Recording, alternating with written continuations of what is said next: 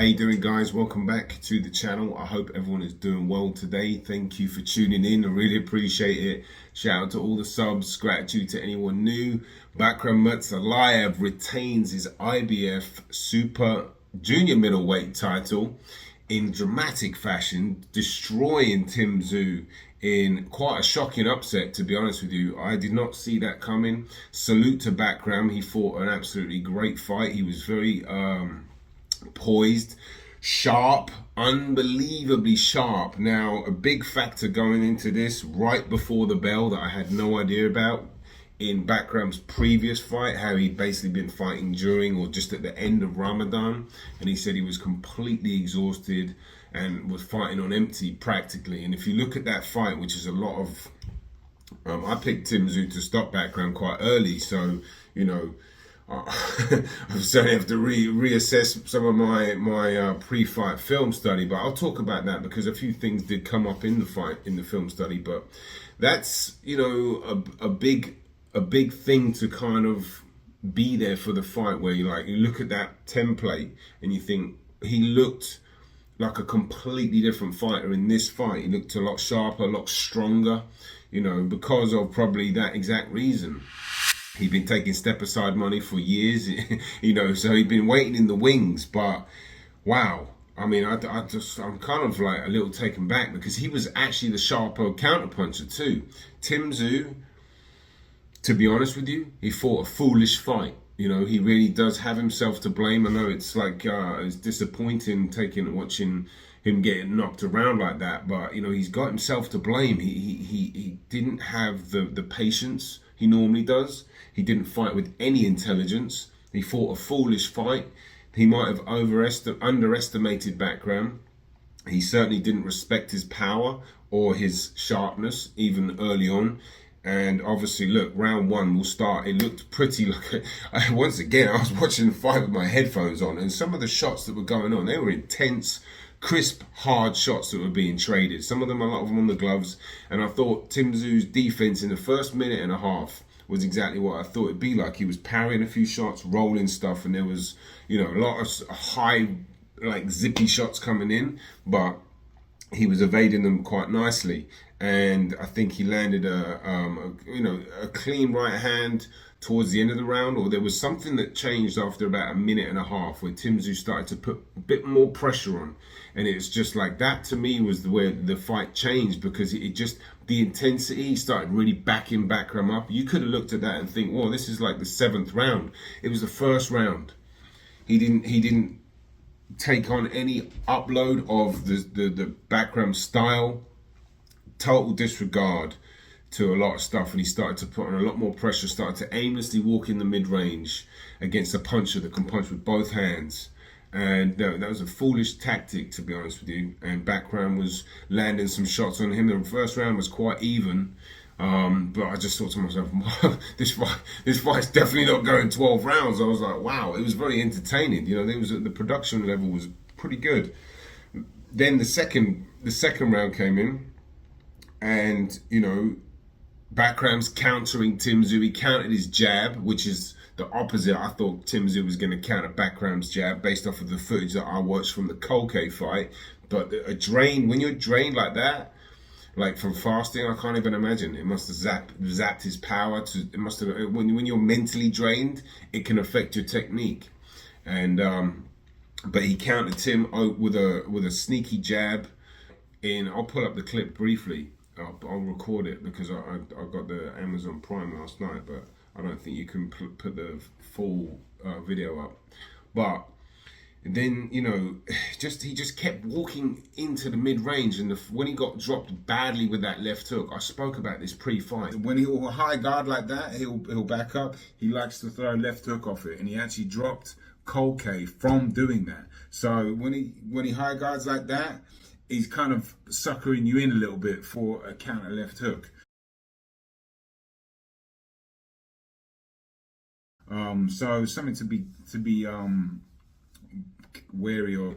And I do wonder if his team had been watching any film, because I was like, obviously you got to watch out for his counter punching, right? You got to be a bit more careful. But one of the things specifically Bakhram does is he'll draw you in with a high guard, right, like this, but it's an active high guard, right? A high guard can be inactive, where you're just using it to block like that and just absorb shots, or an active high guard. Canelo has a really good active high guard. Bakhram has a great one. You just saw, well, Canelo's got a great one, but Bakhram took the shots, bang. It's just, it's like you've got to be careful. And Tszyu was just really, his defensive responsibility was nowhere. You know, it's like when you're meeting, like after you shoot your punches, he's still, you know, right there to be hit. There was no thought about getting off the line, moving his head, smothering. You know, it was a very amateurish at times with the regards to his lack of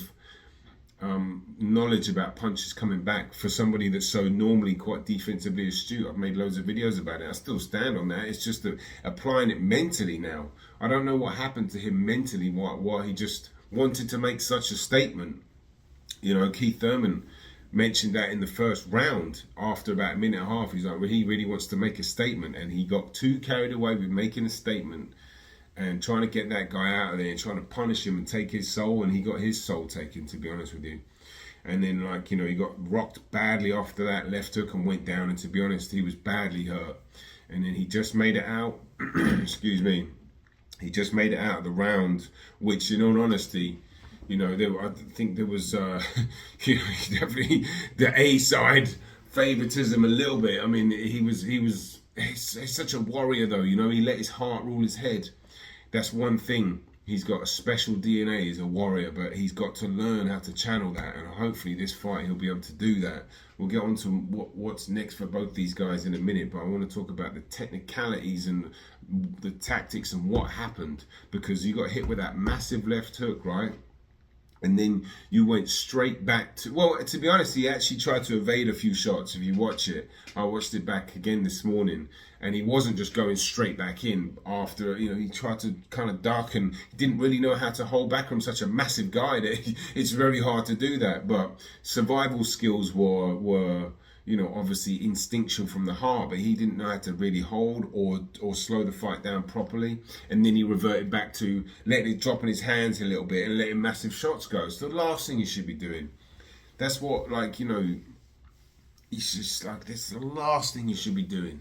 Letting your hands go. I remember Virgil Hunter, Andre Ward's trainer, said to, once he coached this, I've seen him say it loads of times. He said, if you get a fighter that's hurt badly and they come back to the corner, you tell them, do not throw a single punch in the next round, okay? You just take the round off, especially if it's that early on. It's different if it's in the 10th, 12th round or whatever, and the belt's on the line. Yeah, let it hang out. But that early on, there's so much time left. You can get your feet back. You can get your mind back.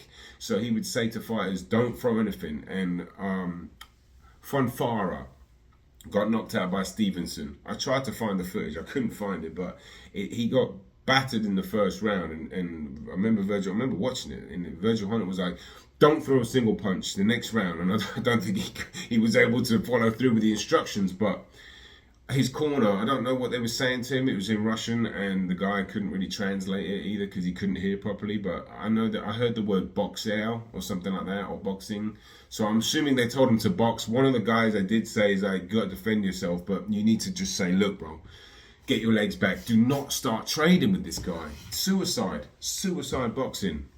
When you're trading with a bigger man with power, when you're vulnerable, you're hurt, and there's a lot of time left. I mean, that is suicide boxing. And to be honest, it's foolish. And he's got himself to blame, really, with regards to the tactics and how he approached that and how he responded. Yes, you cannot falter his heart. Man, he kept getting up, and that is a special heart. But, you know, he's a lot smarter than that. He was fighting like his brother in there a little bit. Do you know what I mean? He was the one that was always on the sidelines shouting out, be smart, be smart. He was very unintelligent, and it cost him. And it's a long road back, to be honest with you. It's a long road back.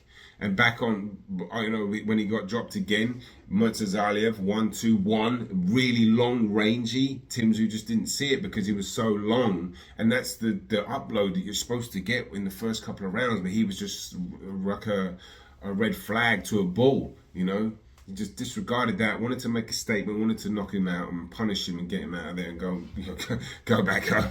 But it's like Murtazaliev, You got to give him credit. He had other plans. He came in shape. He looked relaxed, even under a little bit of pressure. Got caught with a couple of shots. Even in the second round, he got caught with a decent little uppercut, but he kept his composure. And he's going to be a tough cookie to deal with. I'll still get onto more of that, but so that's the second round. And then look, I can't remember if he just made it out of that round or the first, I forget.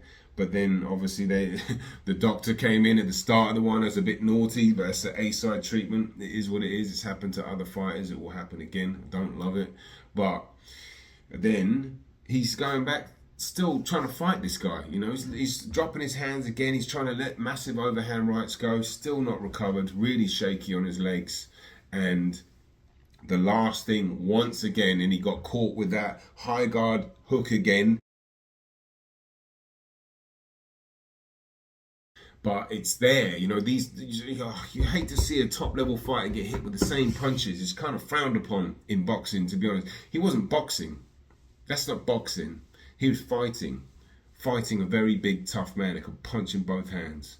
And that cost him. And then on the last left hook that he took, once again, he's standing right in front of him, shoots a 1-2, right? And he just stands there, drops his left hand a little bit, head on the line, waiting to be punched. And once again, it was a high guard check hook, not a check hook, excuse me, just a left hook. A check hook is when you get off, right? Bang like that, either roll under or bang, or you pivot off. Very Eastern European thing, but just a counter hook, background, high guard, bang, caught him bang on the chin. And it's like very unintelligent boxing, you know. I hope he can really come back from this in terms of like, what next now would be a healing process, right, psychologically, because I was talking to a couple of people that have commented, and some guy, I forget his name, sorry, I think his name was Peter, he mentioned that he might have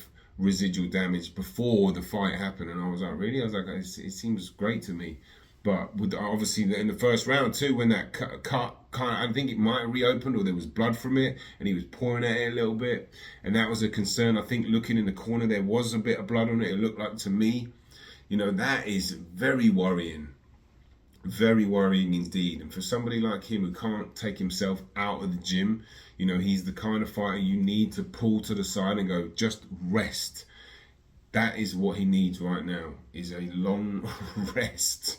Training camp, wars, you know, wars in the gym, sparring, training. His dad putting him through, you know, the works with the camp they had in Thailand, training. You know, it's devastating, really, to be honest. He looked absolutely gutted. You know, I was gutted for him, really, because he looked shell-shocked. He looked actually, to be honest with you, he looked a bit concussed. And sounded a bit concussed, and I mean that respectfully, because I've had concussions, loads of concussions, and they are no joke. You have to be very careful with those, because it's basically just your brain, it's damage to the brain. It's when the brain racks and hits. Obviously you get whacked on it too, but it can be very dangerous. And he sounded a bit confused. He's obviously devastated. That's the worst thing for a boxer, to actually have to face a camera after being humiliated like that. You know, it's brutal. I felt for him. I really did. You know, he was like, what the hell happened? Or at first I thought he was being a bit rude to the interviewer, because he's like, I can't recall. And he said the same thing again. Obviously thought you may have reopened that wound at all? Can't recall. Yeah, Timmy, just on that, it felt like when you got buzzed early that you kind of maybe lost your feet a little bit and just had to fight on instinct after that point? Can't recall. Honestly, can't recall.